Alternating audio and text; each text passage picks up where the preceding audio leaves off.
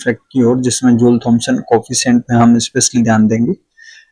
इसकी 3 कंडीशन होती है, zero, positive and negative. Zero का मीनिंग कोई कूलिंग इफेक्ट नहीं, पॉजिटिव का मीनिंग कूलिंग इफेक्ट, और नेगेटिव का मीनिंग हीटिंग के बजाय वो गैसें हाई प्रेशर से लो प्रेशर की ओर कूलिंग के बजाय हीट होती है। और इन केसों में एग्जाम्पल के तौर पे है आपका hydrogen, helium, neon and hexane. तो इनका अगर हम कंपैरिजन करें हीटिंग का, तो जिसका जितना जूल थॉमसन इफेक्ट नेगेटिव होगा उसका हीटिंग इफेक्ट उतना ज्यादा होगा।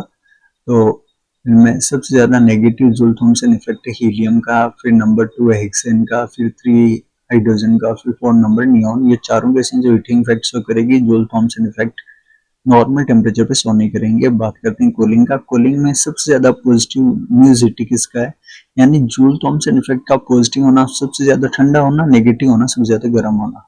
ये आपको जो नंबरिंग्स हो रही है उन गैसों की नंबरिंग्स हो रही है।